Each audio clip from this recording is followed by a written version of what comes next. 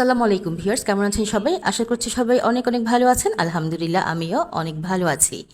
1 বছর পরে আমার হাজব্যান্ড আসছে। তো আমার হাজব্যান্ড যখন এয়ারপোর্টে চলে যায়, তো ওকে আমি বলেছিলাম তুমি যখন এয়ারপোর্টে যাবে তো আমার জন্য কিছু ভিডিও করে নিবে। এই হচ্ছে সেই ভিডিও যেটা আমি এখন আপনাদের কাছে শেয়ার করছি।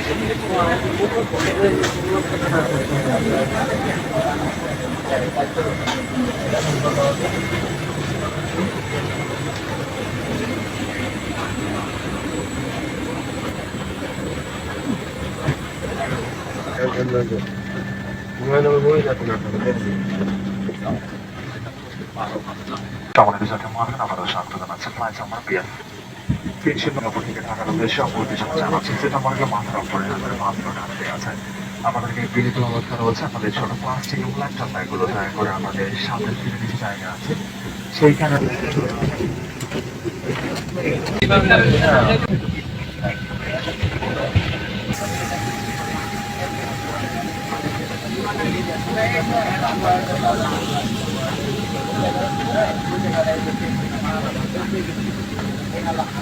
বিসমিল্লাহিররহমানিররহিম আল্লাহু আকবার আল্লাহু আকবার আল্লাহু আকবার সুবহানাল্লাহ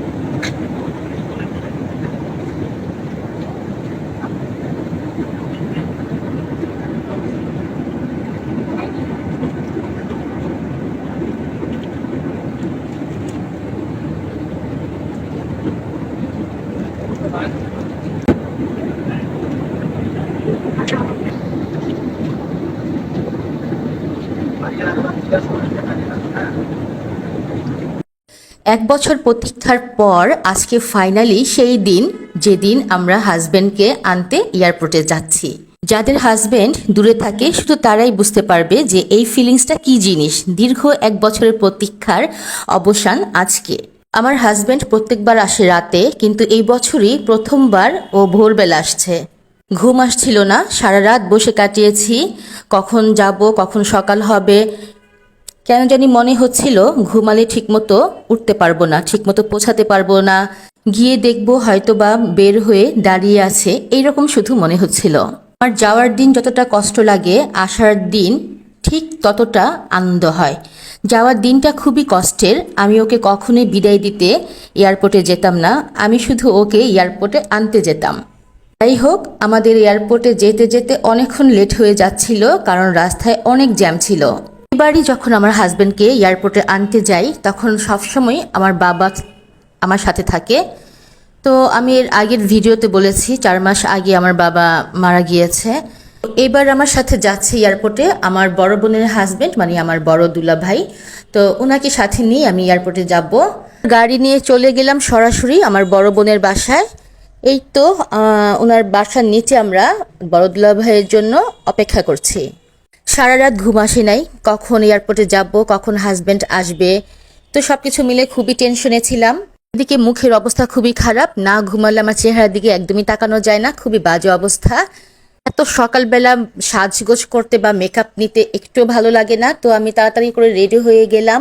আর এই তো আমার বড় বোনের হাজবেন্ড মানে আমার বড় দুলা ভাই চলে এসেছে।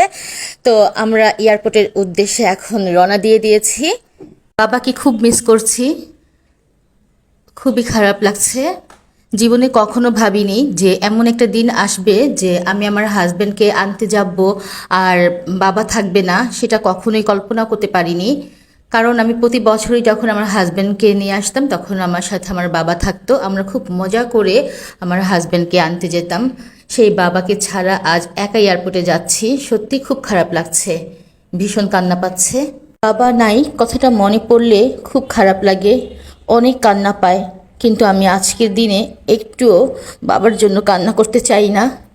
অনেক ভালোবাসি বাবা তোমাকে, ভীষণ ভালোবাসি, তোমাকে খুব মিস করছি বাবা।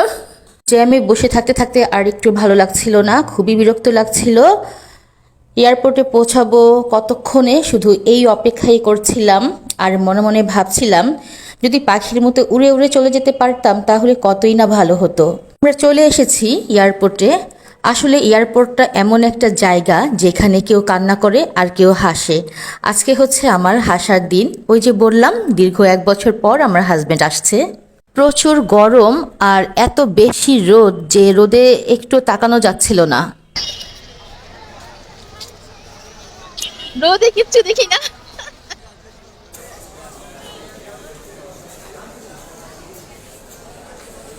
আমরা অনেকক্ষণ ওয়েট করছিলাম আমার হাজবেন্ডের জন্য। আর এদিকে মদিনা খুবই অস্থির হয়ে যাচ্ছিল বাসায় যাওয়ার জন্য, কারণ অনেক গরম ছিল। ও খুবই বিরক্ত করছিল কখন বাবা আসবে, কখন ও বাসায় চলে যাবে। অবশেষে মদিনার বাবা এলো, দীর্ঘ 1 বছর পর আমাদের দেখা হলো। এদিকে আমি ওর জন্য যেই গেটে অপেক্ষা করছি, আমার বড় দুলা ভাই ওকে ওই গেট দিয়ে বের না করে অন্য গেট দিয়ে বের করে নিয়ে এসেছে আমাকে সারপ্রাইজ দিবে বলে। আমি ওর জন্য ওই গেটে অপেক্ষা করছি আর এদিকে ও আমার জন্য অপেক্ষা করছে। তো আমি কতক্ষণ আমার বড় দুলা ভাইয়ের সাথে ঝগড়া করে নিলাম কেন আমার সাথে এমন করলো। এদিকে আমরা সবাই কিছু ভিডিও করছিলাম, ছবি তুলছিলাম, যাতে এই সুন্দর মুহূর্তটা ধরে রাখতে পারি, পরে যেন আমরা আবার দেখতে পারি। এদিকে আমরা আমাদের গাড়ির জন্য অপেক্ষা করছি। এত বেশি গরম আর রোদ যে বেশিক্ষণ রাস্তায় দাঁড়িয়ে থাকতে পারছিলাম না। ভিডিওটি যদি ভালো লাগে তাহলে প্লিজ একটা লাইক, একটা কমেন্ট করে যাবেন। আজ এই পর্যন্তই, সবাই ভালো থাকবেন, সুস্থ থাকবেন। আল্লাহ হাফেজ।